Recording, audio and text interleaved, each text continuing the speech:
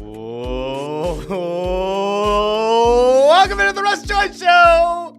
I'm Russ Joy. You figured that out because you're smart. It's also the name of the show. And geez Louise, I swear the universe conspires against me each and every day.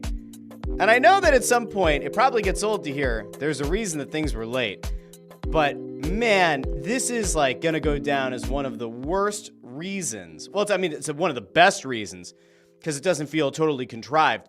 But it is one of the worst things I have discovered in my time as a parent. You know, I don't have pets. I have kids. I have too many kids. One would argue with 4. 4 is a lot of small humans to have in a house. Part of why I like having kids instead of pets is because there are certain variables that you can just assume are going to be part of your life. There are certain things that you would expect to find that you say, yeah, a kid would do that. First is a pet. Animals are not controllable in any real way unless you pay lots of money for training. Some people should do more of that. But, you know, like a dog can do the sledding thing where it drags its like dirty butt all over the carpet and you go, that's what happens with a dog. Doesn't really happen with a kid. Sometimes a kid misses the toilet, maybe pee on the floor a little bit. When they're potty trained, maybe they poop on the floor, but it's okay. I was cleaning up really quick before the show. I set this well in advance so I'd be able to get my regular work done to a certain point, then do this show, then hop back off and go back to work. And I had this moment where I was like, oh, I'm in good shape. And I remembered that my wife put a load of laundry in this morning, and so I said, I'm going to go put it in the dryer really quick. And then as I opened up the washer, I started seeing things that didn't belong in the washing machine. And then the panic set in. I started seeing like little bits of cardboard. I'm like, uh-oh, what happened here? And as I started to pull the clothes out and shake them out and throw them in the dryer, I started finding fully wrapped granola bars. Then I started finding remnants of a Raisins box. And I thought, well, that's weird. Maybe one of my kids accidentally left something in their hoodie. They left a protein bar, a fiber bar, whatever, in their hoodie. Maybe they had their raisins, and for some reason they left the Raisins box in their pants. Who knows, right? No, it got worse. I kept digging, and then I start seeing little raisins. Then I see that there were actually 6 boxes of raisins that had just been pulverized by the washing machine. 6 boxes with all of their contents in the bottom half of the laundry and all around the bottom of the washing machine. And I have to tell you that I am not thrilled because somebody failed this family, and it wasn't me. Now, there are certain roles in this house that good old Dad likes to do. Dad likes to clean everything up, likes to run the robot, which is both a vacuum and a mop. I should get Robo-Rock to. I think I have sold more Robo-Rock combined vacuum and mop bots that like clean themselves. I have sold more of those by referral, by word of mouth, than I'm happy to admit. But I usually clean the whole downstairs so that the floors are clean when everybody gets home. If the baby threw something for breakfast, it doesn't matter. It's gone. If the kids drop crumbs all over the floor, it doesn't matter. It's gone. If somebody dragged mud in, it doesn't matter. It's gone. I do my normal routine, and part of that is doing laundry. And you know what happens when I do laundry? I take a little gander into the washing machine first. Then I take the clothes and put the clothes. You put the little pods on the bottom. But you put the clothes in. And then I close it and I run it. Russ, what happened? What happened this morning? This afternoon that made the show late? I was not the one who ran the wash today. That goes to my wife. Now you may, if you paid attention to last week's episode, remember, Russ smoked a turkey. It got all of the compliments, and the roasted turkey that my wife did not get all the compliments because people were impressed by the newness of the smoked turkey. And many of you were like, you know what, Russ, I believe you. I believe that your wife is fantastic and great. And she probably isn't upset. And then there were a few of you are cynics out there that were like, oh, your wife is going to get you back for that. Who put the laundry in the washer this morning? It wasn't Russ. Was it any of Russ's kids? No. It was my wife. She put the clothes in the washer and closed the lid and ran it. Now, do I think she intentionally did it? No. But if she did, that is a declaration of war. And considering that my Twitter feed has been full for 2 or 3 days with conspiracy theories that there's going to be like a war in the skies tonight, that the aliens are going to like interdimensional their way in here and have a battle in the sky. Like, with all that in mind, I'd rather that if tonight is the end of days, that my last night isn't me having to interrogate my wife. I'm pretty sure that one of the kids knocked snacks off the shelf above the washer and dryer, which would have had to also go sideways. I don't know. One of them must have done it, said nothing. I can think about which kid that would have been. And then my wife, unbeknownst to her, dumped the clothes in, thought she was doing a good service to the family. But guys, it is an absolute mess. I cleaned it up because I'm like, I can't leave that mess. I can't leave the clothes sitting in there with washed or rinsed or whatever raisins. So I made sure to go out of my way to make sure that everything is on the up and up. Now that is what happened, and that is why we are late, despite the fact that the show is happening at 1 o'clock instead of 8:45 or 8:30 or whatever the hell I'm supposed to do. Usually 8:30, Tuesdays and Fridays. I am in the midst of having a moment where I might make this show 3 times a week, and it might move to the afternoon, but I don't know. And it all kind of depends on all of you fine folks out there, because there is a loyal, dedicated audience that has committed to 8:30 twice a week. And based on Russ Joy time, sometimes 8:30 is not 8:30. Sometimes it's like closer to 9. But my meeting schedule is starting to get a little bit more complicated, and perhaps it's going to prevent me from doing the show at 8:30. And I do have a responsibility to my children to see them off to the bus. So I can't go earlier, so it might have to be later, which for some of you might actually be better. I don't know. You can let me know in the comments. But I'm thinking about going Monday, Wednesday, Friday. Some of you who watch or listen to Crossing Broadcast may also then have the moment where you say to yourself, well, hold on a second, Russ. On Mondays at noon, you do Crossing Broadcast. What does that mean? I don't know yet. I'm still trying to figure things out. But I love you, and I care about you. All of you. Except for the mean ones. I don't love and care about you quite as much. But you're still in my heart. I'm going to go out to the comments, and then we're going to talk about sports, because we've gone like 7 minutes into the episode, and there have been no sports yet. We have to talk about the Eagles and the Ravens. We also have to talk about Matvei Michkov being a cold-blooded killer. Mr. Overtime, some are starting to call him. But we're going to go out to the comments real quick. Mind Munchies YT says, I look forward to Snow the Goalie before, during, and after every Flyers game. It's such a good show. Thanks, Mind Munchies YT, which I believe is YouTube. Mind Munchies, thank you. Andrew Fawcett, noting that it is, in fact, a late show. Kevin at iRock Philly takes full credit for the show being later today. Says, I think it's a better time. 1 p.m. is a better time for the show. I suggested this to Russ months ago. You sure did, Kevin.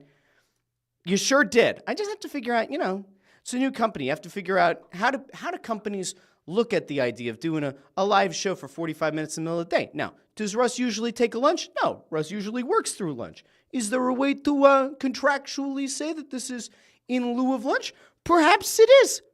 Perhaps. I don't know. Maybe. Maybe not. I don't know. We'll find out. By the way, I had somebody in the last episode. I did a Mickey Mouse voice. I went, ha. And the person said, please stop doing Elmo. That wasn't Elmo. This is Elmo. Elmo sounds much like this. So to that person, sorry. Andrew Fawcett says, let me guess, your mug warmer died. You spilled coffee all over your laptop. Incorrect and incorrect.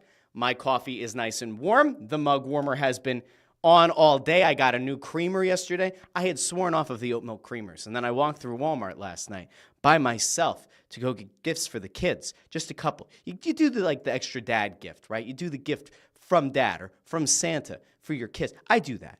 I still do that. And then I saw a gingerbread oat milk creamer. And I said, well, I guess I'm just going to go back to whatever's an oat milk creamer. Couldn't help it. Andrew Fawcett also says, Russ was having lunch with Ant and Torts. No. I wonder if those two are going to get lunch soon. I have a feeling Ant is making an announcement soon. It's not about Torts. Well, it's not directly about Torts. You'll have to stay tuned to find out. Ford checks in. We love Ford sometimes. Ford says, Russ says he has a show from 8:30 to 9:30, arrives at 9 and has to end at 9:25, but he's late for this too. Sheesh. Kind of true, kind of not. T from the TO through the what up? Andrew thought that I pooped myself. I did not. There was no pooping of myself. Zach O with the tisk tisk kiss. I'm sorry, Zach. Someone had to make sure their snacks were clean. Zach, that's a good point. You know what? Maybe that's how my kids will spin it later. I did send pictures to my wife. She said, oh my God, are those raisins? I mean, I guess it's better than the alternative, which would have been like mice poop, I guess. Do mice poop as big as raisins? I don't think so.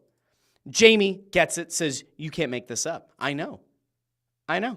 Tony Louie checks in, says, I tuned in with my surround sound on. It blew out my speakers, but it was so worth it. Tony, thank you. Thank you for being here.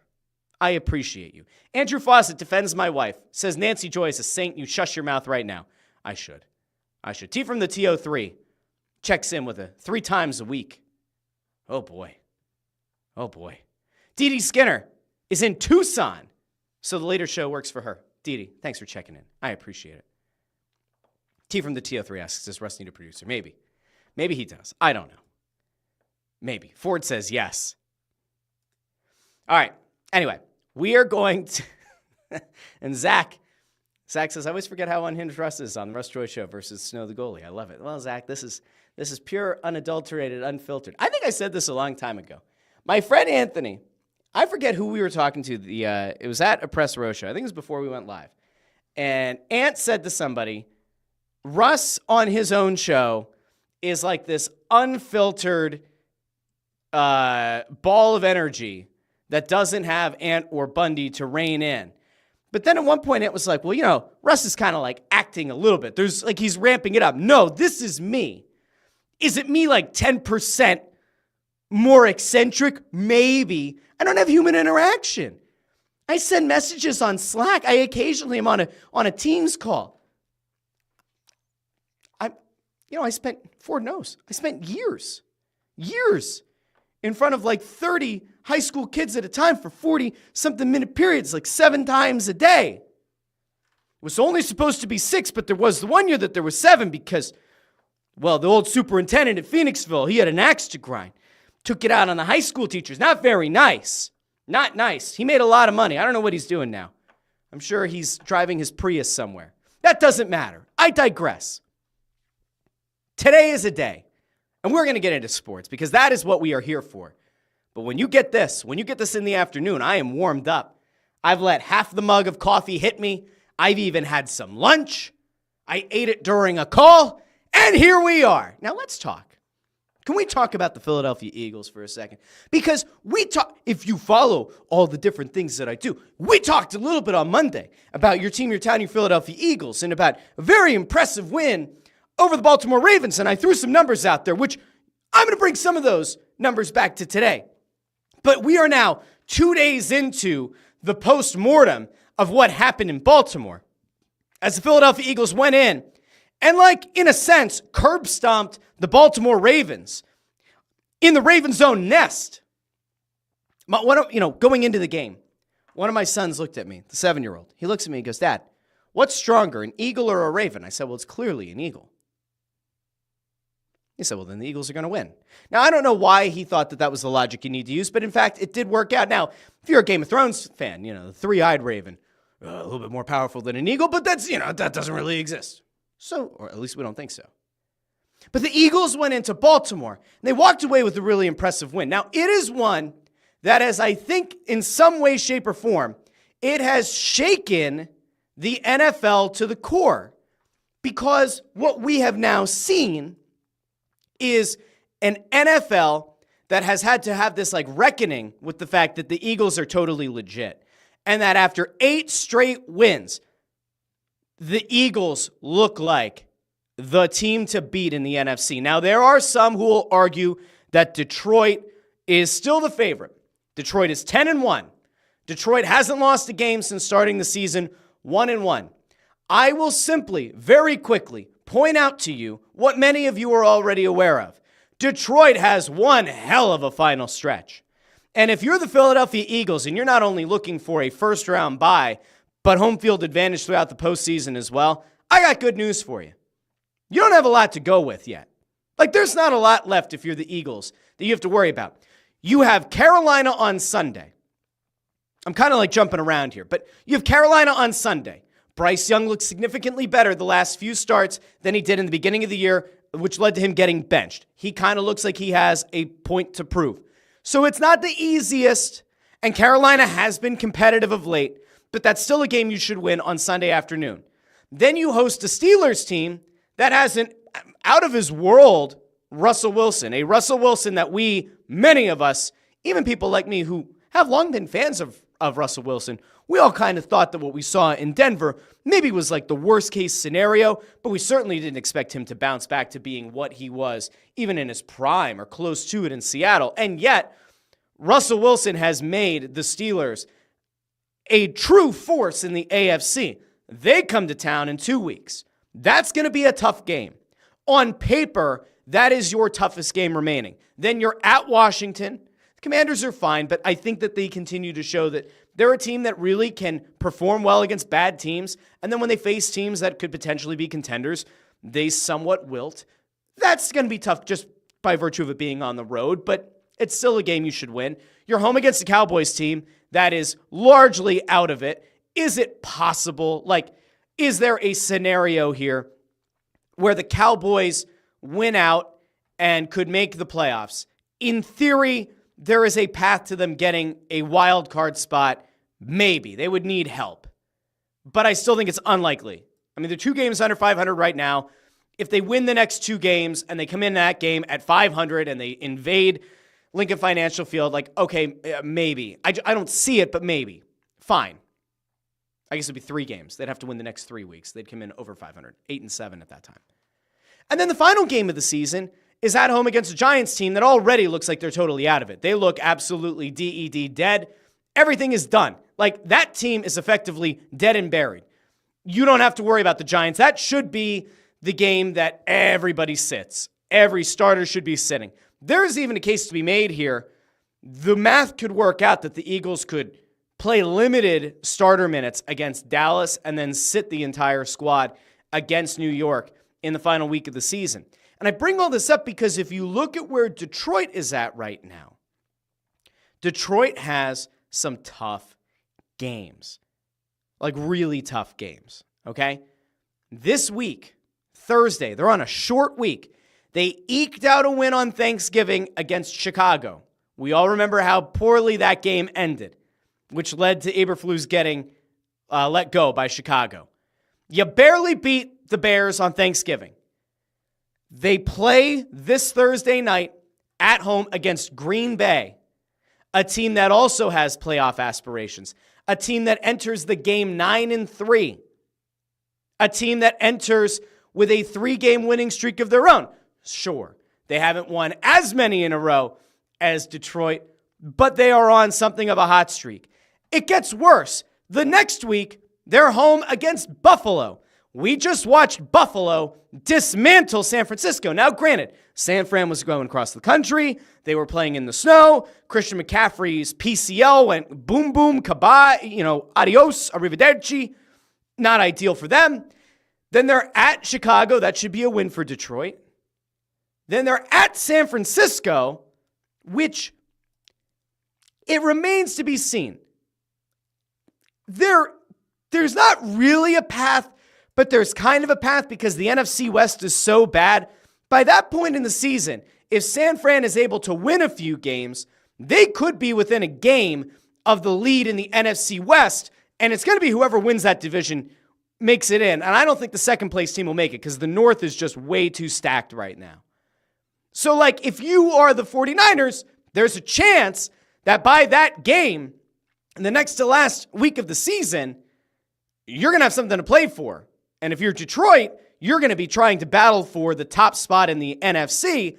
And all of a sudden, you're doing this on the road against a team that might have something to play for. And finally, you're going to host a Vikings team that sits second behind Detroit by 1 game as of right now.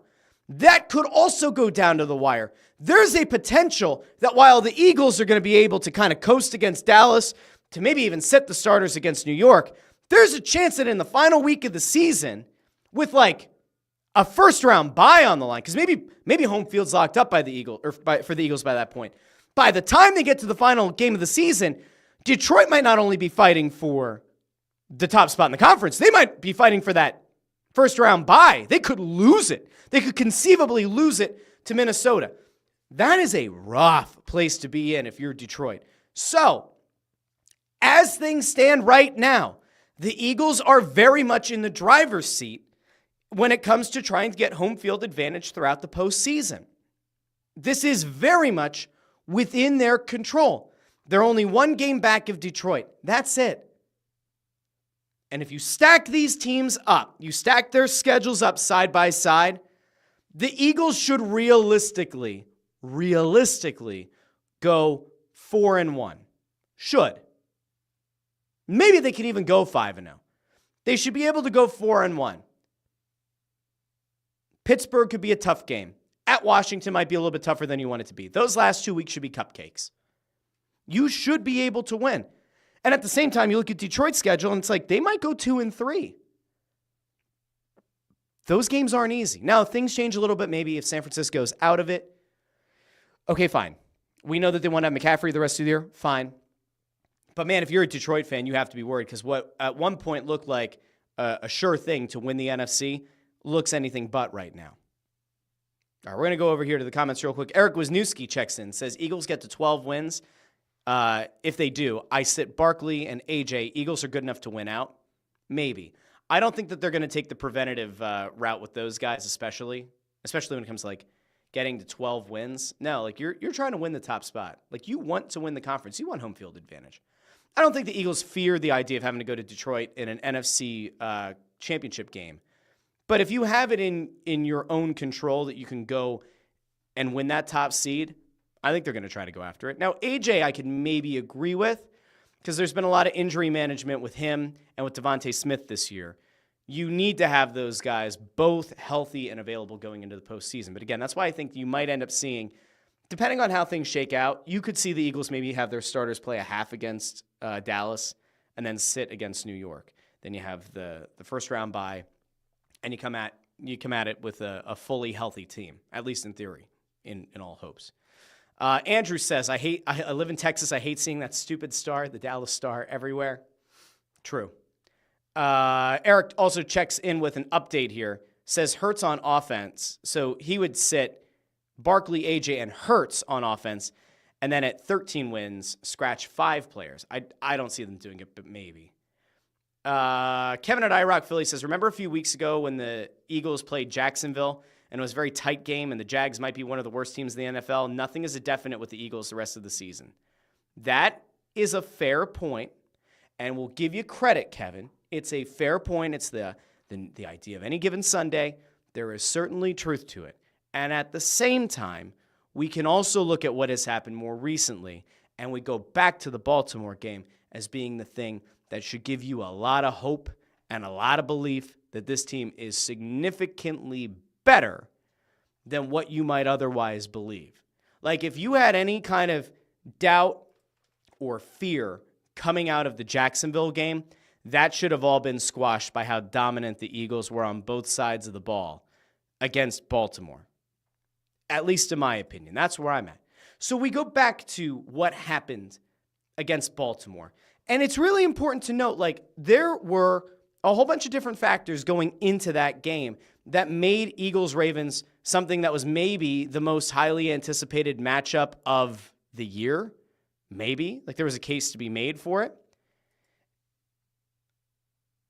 Both Baltimore and Philadelphia, records aside, looked like two of the best teams. And a big reason for it was their offseason acquisitions of 2-star running backs.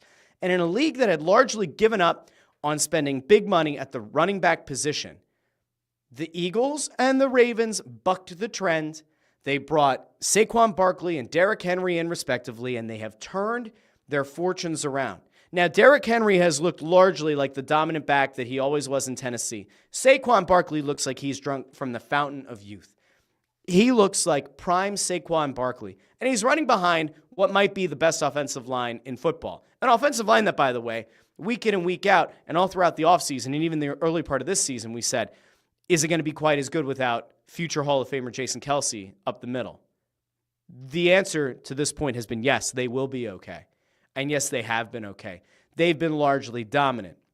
In fact, the Eagles on both sides of the ball continue to win the battle in the trenches, which is why they're on an 8-game winning streak. That, more than anything, is why the Eagles have been as dominant as they have been. And it's twofold. Offensively, they're giving Jalen Hurts a clean pocket to work out of. But more importantly, especially late in games, the running game is just going to a new level. In fact, so Saquon Barkley leads the NFL in rushing yards. If you only took the 900 plus yards that Saquon Barkley has earned in the second half of games this season, second half Saquon would be fourth in the NFL in rushing yards. Fourth. Overall, Saquon leads. But just second half earning, Saquon Barkley, second half of games, over 900 yards, would be the fourth leading rusher. And that's if you include full Saquon up top. If you remove him, he'd be the third highest rushing total of any running back behind Derrick Henry. And then it would be Saquon. Like, it's insane. Like, what are we doing here? Crazy. I digress. So on offense, you're winning the battle up front. Jalen Hurts has now gone from a guy who early in the season, we were all getting worried again, was becoming a turnover machine. We were legitimately concerned that he was becoming a turnover-prone, almost carbon copy of when things went very wrong with Carson Wentz. And there were people who were comparing the two. And we have to be very, very, very careful. Because revisionist history would say, no one ever said that. They did. Early in the season, people were starting to compare Jalen Hurts and Carson Wentz. They were comparing the turnover issues. They were comparing did we give him a contract too early?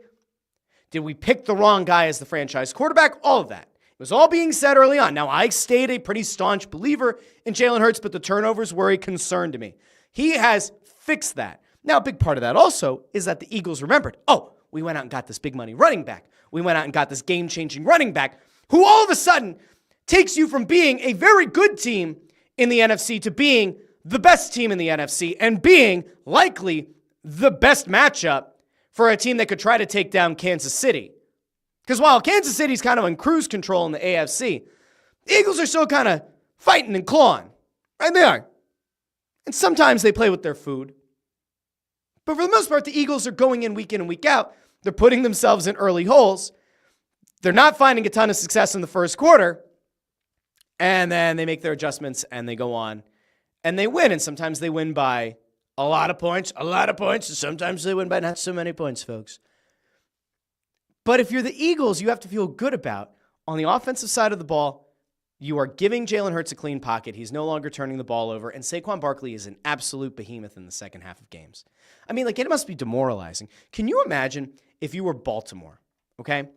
If you're Baltimore in that game, Barkley has some good moments in the first half.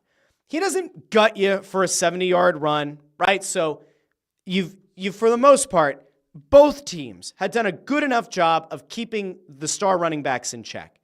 And then in the second half, Barkley breaks open a touchdown run where it looks like he's going to go down about 4 different times, and he just shrugs dudes off.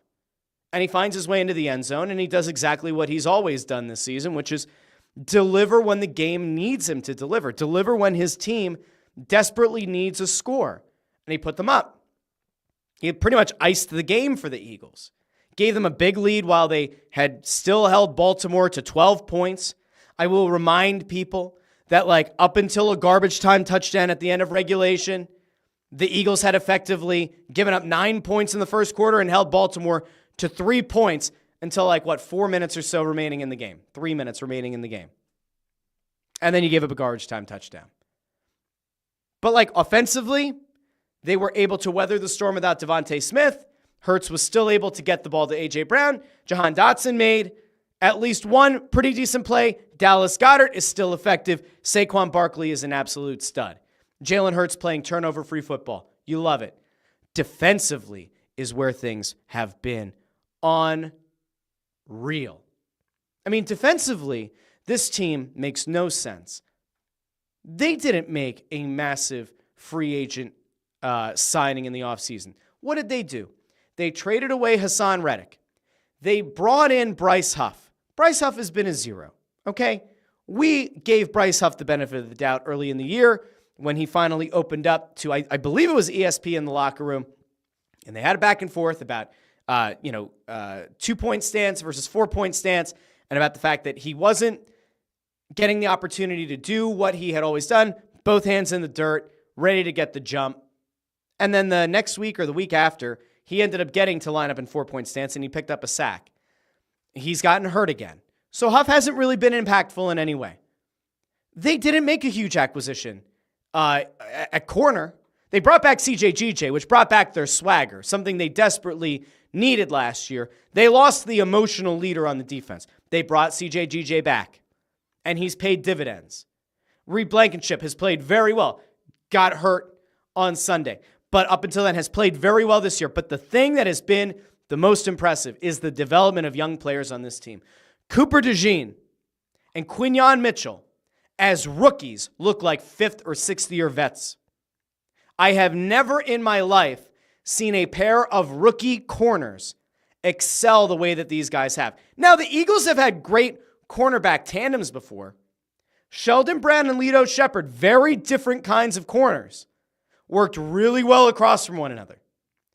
Troy Vincent and Bobby Taylor both worked very well across from one another. Mitchell and DeJean, it is a totally different ball game.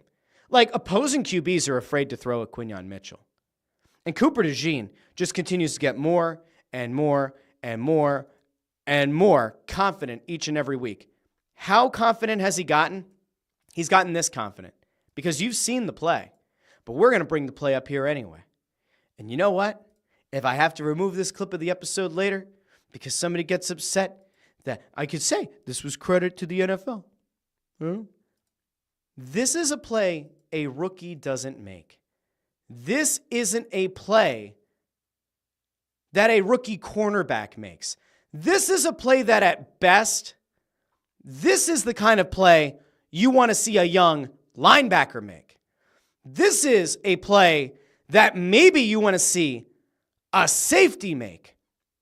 We have seen for years Derrick Henry get out into the open field and have the ability to line up a defensive back, and that defensive back goes bye-bye. He lowers the boom. Cooper DeJean, this rookie, double leg hooks him and plants him into the ground. And so I thought about it because I tweeted about it and I said, it's not like, I was like, it's not quite Sheldon Brown on Reggie Bush, because when Sheldon Brown blew up Reggie Bush, that was at like full speed. Full speed. And then I thought about it and I was like, you know what? The way that he kind of stuck the hit, that to me looked like Brian Dawkins laying out Algie Crumpler. And so don't worry, friends. If I say it, I bring it up. So I just want, we're not going to go totally side by side here, but you just saw the one play. Let's go back in the Wayback Machine here for a second. Boom! Sticks Algie Crumpler. And Algie Crumpler never looked the same. The way that Dawkins lowered the boom. Look at this. Now, he doesn't double leg hook him. It's just the shoulder. But the way that he stuck him, that to me is what the DeJean hit on Derrick Henry reminded me of. This guy. I don't know. I might not have had it there. Maybe I didn't. Here it is. But Cooper's was more of the double leg hook. But it was the sticking of the offensive player that reminded me so much of this hit, of the Dawkins on Crumpler hit. So there you go. I have to tell you, like almost immediately, I said, Dawkins Crumpler. Now, that's not to be expected. You shouldn't expect young players to make that kind of a leap like those two corners have. The linebackers, Nakobe Dean all of a sudden, able to stay healthy. Nakobe Dean looks like an absolute stud. Zach Bond has turned into what looks like potentially a Pro Bowl linebacker. Oh, and then you also mix in Nolan Smith taking 2 steps, Jordan Davis being one of the most stout run defenders on the interior, Milton Williams being the same, and Jalen Carter, who we all knew could be an absolute stud. Jalen Carter was an absolute killer on Sunday. Jalen Carter against the Ravens. Here are some numbers for you.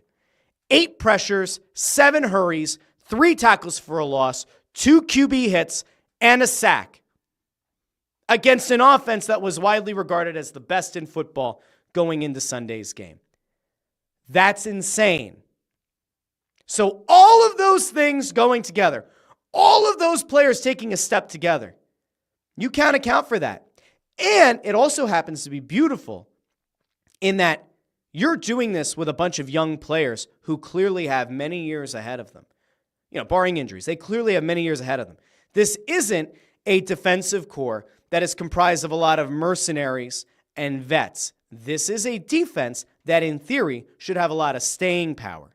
And they're learning how to play together. That's scary. Now, it's one thing for me to be the guy who says, hey, Eagles look legit. It's another thing when you go to somebody who was raised and played against and hated the Eagles. I'm going to throw it to Michael Irvin because this is the beauty of doing the show on a Tuesday. And like I said, you get kind of like the 2-day breakdown. You get the 2-day postmortem. I want to go to Michael Irvin, who talked about just how impactful and just how significant of a win this Eagles win over the Ravens was. Let's go to Michael Irvin. As long as what we see now, Jalen Hurts, he can be the great quarterback. When he has to play the quarterback and be the great running back, that's when things got bad for them last year.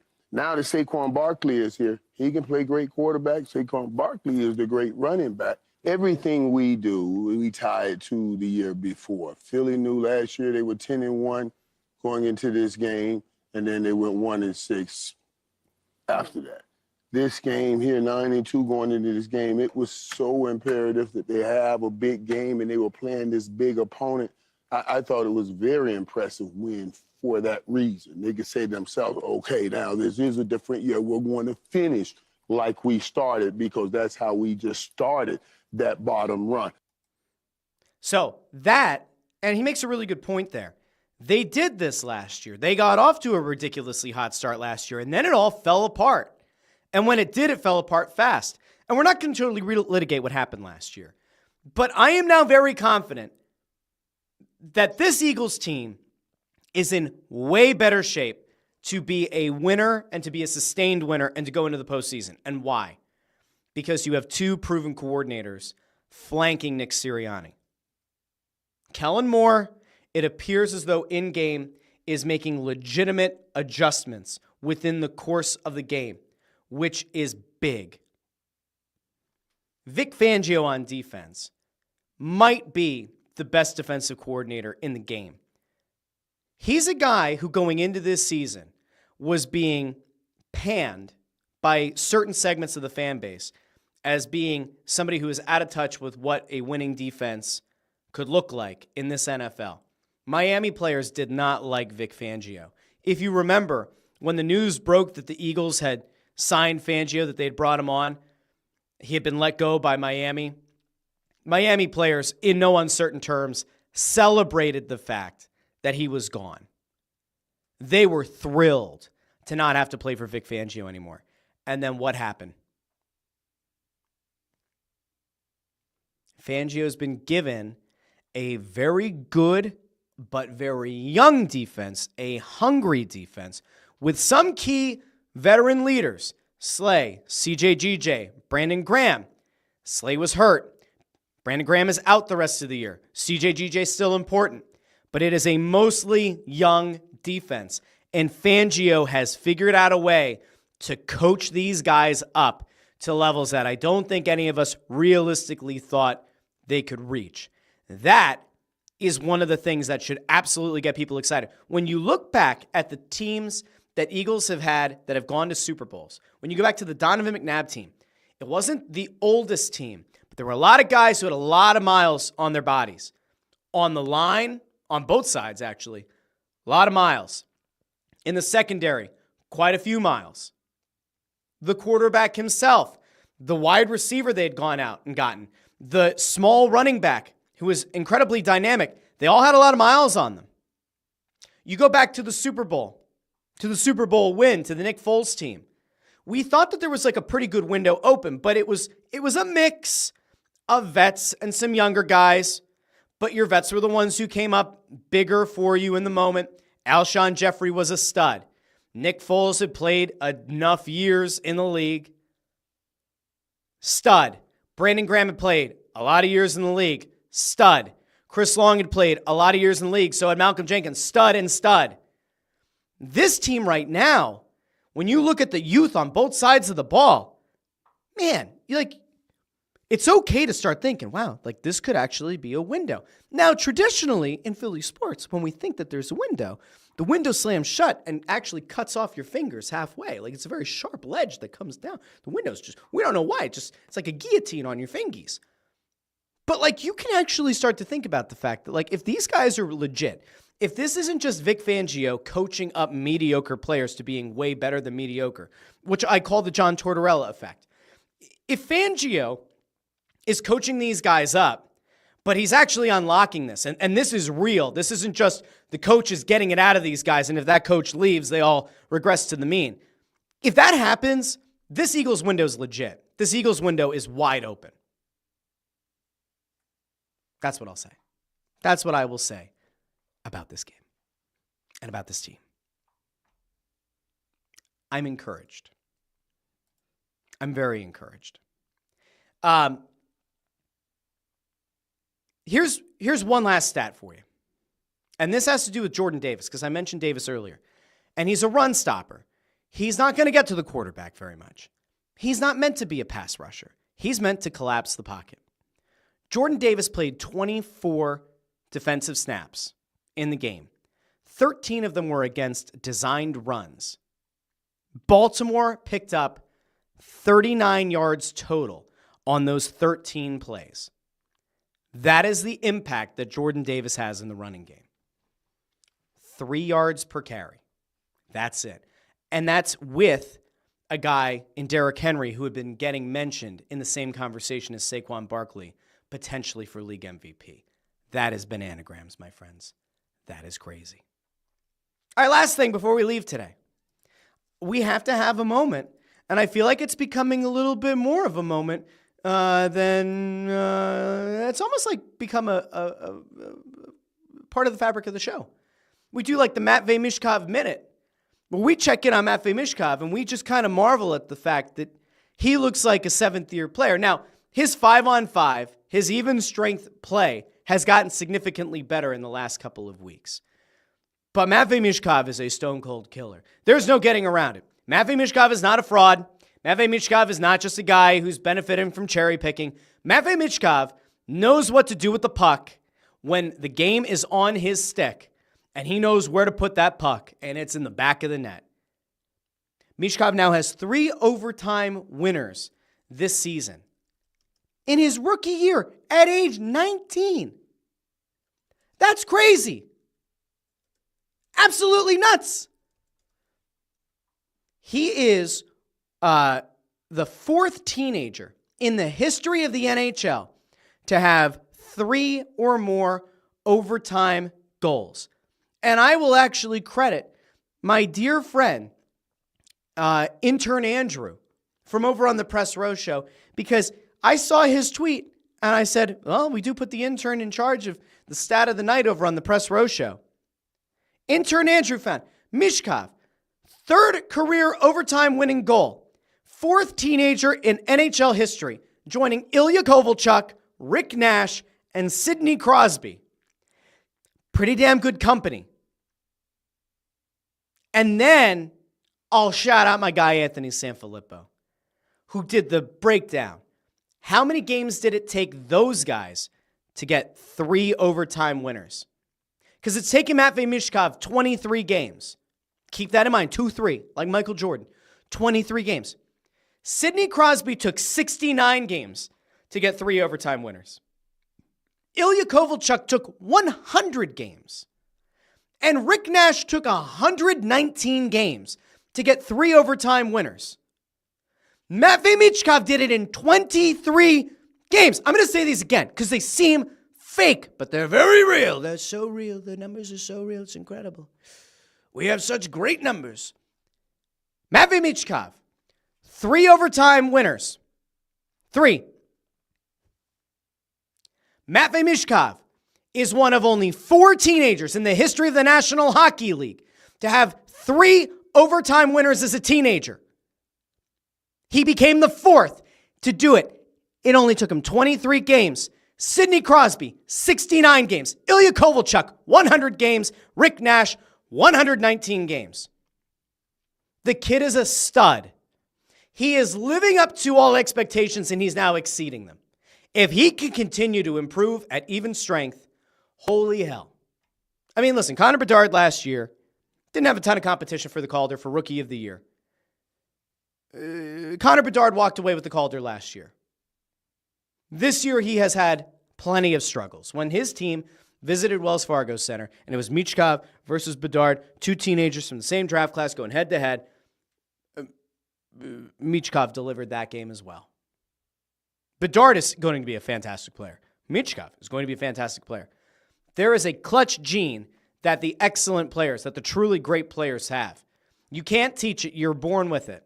Matvei Michkov has it, and he's already tapped into it at age 19 in his first NHL season. That, to me, my friends, is cuckoo for Cocoa Puffs. We're going to go out to the comments here. Yukon456 says, Meech! Also says, not our savior, by the way. That is true. That's what the Flyers have said. He's not the savior. He's just a guy. Zacho with a Meech! Zacho also says, just need to get him some centers to play with now. Yukon says, it's also nuts how many times we go to overtime. I mean, that part's fair, too. If your team's not good and you don't force overtime, it is going to take you more games. This team, I still don't believe is very good. I think that this is the Tortorella effect. I think that Tortorella takes mediocre players, makes them much better than they actually are, and if Tortorella walked away tomorrow, those guys would all regress to the mean, or many of them would. But he's getting a lot out of them because he's a very good coach. He's a great coach. I think he's the right coach for the situation, but he's a great coach. Yukon456 also says, refs always forcing overtime to get the NHL ad money. That would be something. Wouldn't that? That's quite the hypothetical. It's quite the conspiracy theory. I want to be very clear. I'm actually going to do this if for no other reason than I feel like I just need to have a default response to people that drive me nuts, on Twitter especially, because there is this misnomer out there that I think Tortorella is a bad coach, and I don't. I think John Tortorella is a very good coach. He won a Stanley Cup 2 decades ago. Do I think that to some extent he has been able to ride that Stanley Cup winning legacy with a very, very good team and a ton of very good goalies throughout his career? I do. Do I think that he's still a very good coach, a great coach, a future Hall of Fame coach? Indeed, I do. But do I think that he's the right coach for this team now? No, because I don't think this team has great talent. And ultimately, if you're going to try to compete for a Stanley Cup, you need great talent. They don't have it. Matvei Michkov is their best player. Their second best player is probably Travis Konechny, who they just gave an 8-year contract to. When healthy, their next best player is the former Selke winner, Sean Couturier. And when it comes to forwards, those are the only ones that really matter. Morgan Frost, in and out of the lineup. Morgan Frost sometimes looks like an NHL caliber center, sometimes doesn't. Owen Tippett has spent a lot of the season not knowing how to hit the net. Tyson Forster, who we were told is a natural goal scorer, looks anything but. They have a whole bunch of bottom 6 forwards. They have guys that they have overvalued and not been willing to trade for market value, like Scott Lawton. They have like good dudes in the locker room who are bottom 6 forwards, Garnet Hathaway. They have Ryan Poehling. Other than that, like, forward core. There's nobody knocking on the door in Lehigh Valley ready to burst through and make an impact. Sava Tumala looks like a good player. Is he going to come up and be a game changer? Probably not.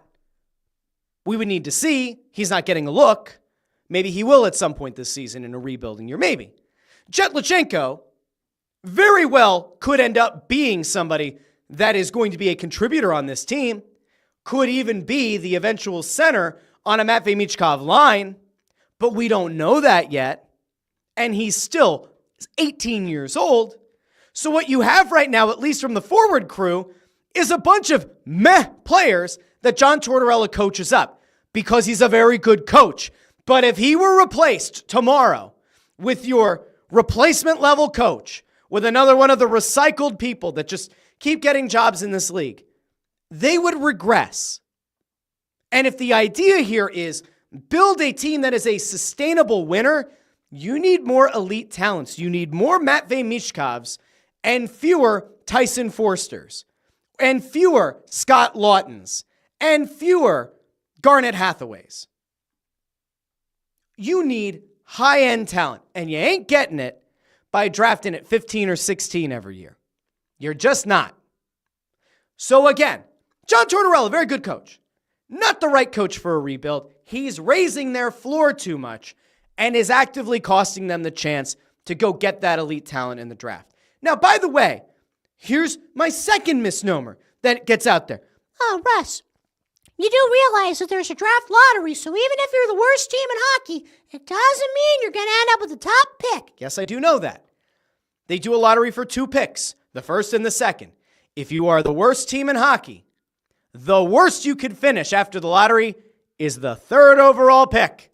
If you finish with the second worst record in hockey, the worst you could do is the 4th overall pick. If you are the 14th worst team in the league, it doesn't have to go well for you, my friends. It really doesn't. 15. No, wait. Does it only go up to 14? 14 might be the bottom of the lottery. It's 14 or 15. I think it's 14. Let's go with 14. So let's say you're 10. Oh, 10th worst record in hockey, Russ. 2 teams below you could theoretically jump you in the lottery, and then you're picking 12th. It's not that complicated. Oh, well, Russ, there's no guarantee. Let's not forget, the Flyers had the 2nd overall pick. They took Nolan Patrick, and they took James Van Riemsdyk second. How'd that work out?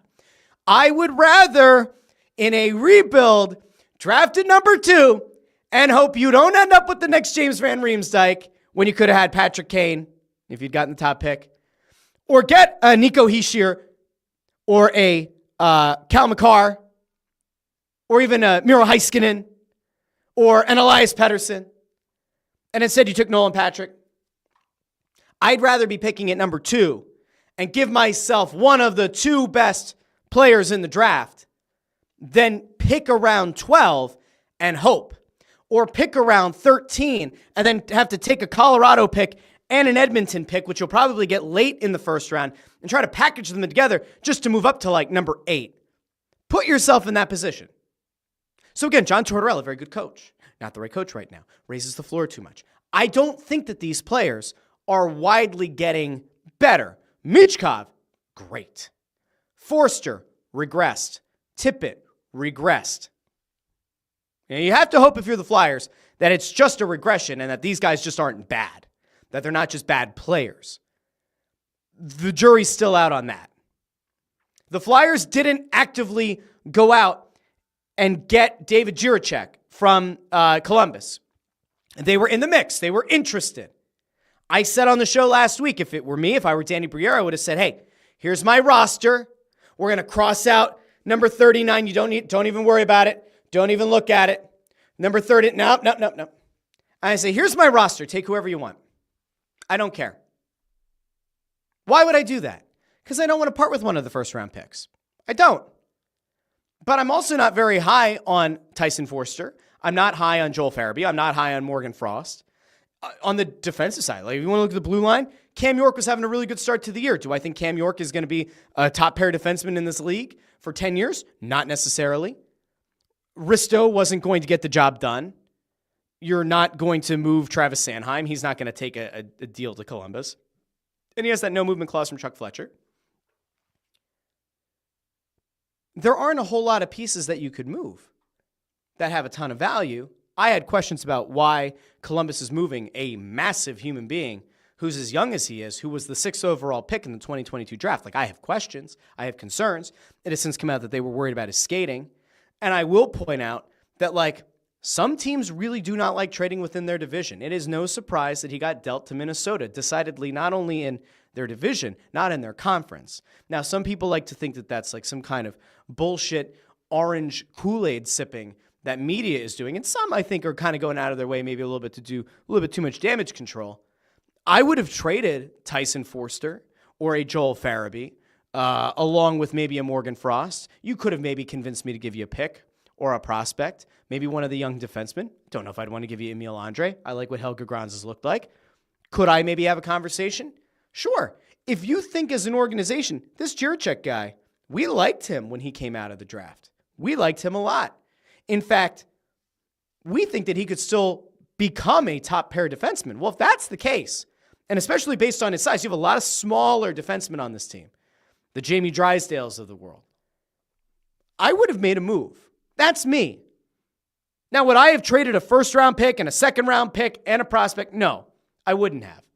And ultimately, if that's what the killer here was, if Columbus wanted one of the Edmonton or the Colorado first-round pick, along with pick your poison, pick whichever player that's not Matvei Michkov.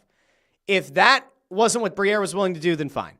I don't want you to trade the draft capital. I get that they're probably going to be late first-round picks. They could still be packaged. And on the trade, on the floor at the draft, anything can happen. I would rather have my first-round picks. Now, if you know for a fact that the way that the market for Rasmus Ristolainen is picking up would indicate that you're probably going to get a first-round pick for him, maybe you make a corresponding move. Or maybe you kind of earmark, we're going to be getting a first-round pick for Risto. We don't mind trading the Colorado first because we figure we'll probably end up getting an even better first-round pick back from Risto. And maybe that's part of the calculus. I don't know. I'm not losing sleep over them not getting Jiricek. I was disappointed to see that he went for what he got moved for. But I'm not upset that the Flyers didn't trade a first-round pick as part of compensation. That's where I'm at right there. And on that, okay? We're going to go over to the comments here really quick, and then I'm going to probably peace out here. Zacho says, definitely the Torts effect. Not great for drafting odds, but would rather see them playing well. Love seeing the goalies playing better, too. It's fair. Tony says, Twitter's a cesspool where only the dumbest Flyers trolls live. There are a lot of dumb Flyers trolls. There are. They have a really hard time with this. I don't know why some of them have such a hard time. Two things can be true. Torts can be a really good coach and also not be the best coach if you're trying to, get a better draft pick. And the other thing that still drives me nuts, there's this thought out there. There are some fans who are, very rigid in their thought process, where they will not budge. This idea that, you can't tell hockey players to tank. No, you can't. You can't tell John Tortorella or any coach to lose games. But if you're the front office, you can trade away players that, maybe put you into hockey purgatory. Like if you traded Scott Laughton and Rasmus Ristolainen, just those two, you have a worse hockey team. Risto's playing the best defense of his career. He's playing the best hockey of his career. Scott Laughton, despite the fact that he's very up and down with his play, and I would argue that in the last 2 years has been more down than up, he's still a good forward in virtually all situations, especially on the PK. You remove him, your team is worse. If they end up trading one of the goalies, which I would say is very much in play before the deadline, maybe you're a worse team. I don't know. But the front office has the ability to kind of limit the amount of tools that are brought to the table. That's how you end up losing. Ford says, agree with Russ here because Torts is definitely helping the guys play their asses off, but we need them to get a good lottery pick. There you go, Ford. Figured it out. Tony says it's going to be on Briere to find a number one center somehow, whether that's finding a diamond in the rough or in the draft, a free agent signing, or actually winning a trade one day. Nobody's going to trade you a number one center. Nobody. I would be totally fine with a hockey trade, 1-for-1, Shane Wright for Morgan Frost. I think they both need a change of scenery. And I'd love to see, does Shane Wright centering a Matvei Michkov line, does that do anything for him? I'm fine with a 1-for-1 hockey trade, two guys that need a change of scenery. I don't think that Shane Wright's going to then all of a sudden blossom into a top center, nor do I think that Morgan Frost would move out west and all of a sudden become a number one center in this league. You're going to have to draft that number one center, or you're going to have to somehow convince a guy who somehow hits free agency in a league where most teams don't let their top center hit free agency. You're going to have to convince that guy to come here. And you're not ready yet. We'll see. Yukon says, Briere needs to find a Russian center to bring over from the KHL. The funny thing is, Ivan Demidov, who played with Michkov for the Russian national team, had said that he thought Michkov could actually be a center. There could have, in theory, been a fun little scenario here where Michkov could have centered a Demidov line. We didn't get to see that play out. Zacho says, Danny has to know a 1C is the top priority. I'm not ready with the pitchforks over missing Jiricek, in my opinion. That's fine. Andrew Fawcett also thinks that the price for Jiricek was too high. I wanted to get to one other thing here before we head out, and it's like this is going to be a 5-second point. I saw this going around. As many of you know, my interest in baseball, it comes and it goes. I stay with the Phillies. I don't watch every inning like I used to, but I still keep up with them. And when we come back around to baseball season, I will go back to watching them every inning because for the betterment of this show, it's better for me to watch them and know what we're talking about than to, watch the highlights. I saw this, and I usually get into it with people who are traditionalists, Anthony Sanfilippos of the world. And this may come as a surprise.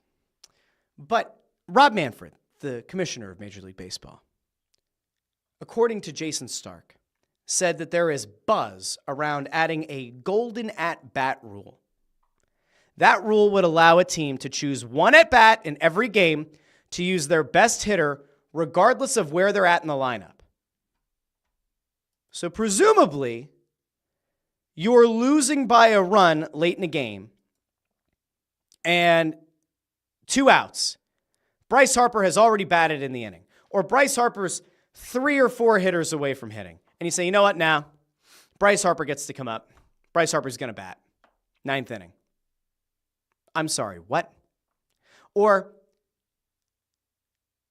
it's a tie game in the 5th inning. You have the starter on the ropes, bases loaded. Bryce Harper, you started this inning, you scored a run. You're not coming up for a while, but now you get to go back up and bat again. I'm sorry, what? I'm all about gimmicks. I'm all about fun ways to make baseball more fun, to make sports in general more fun.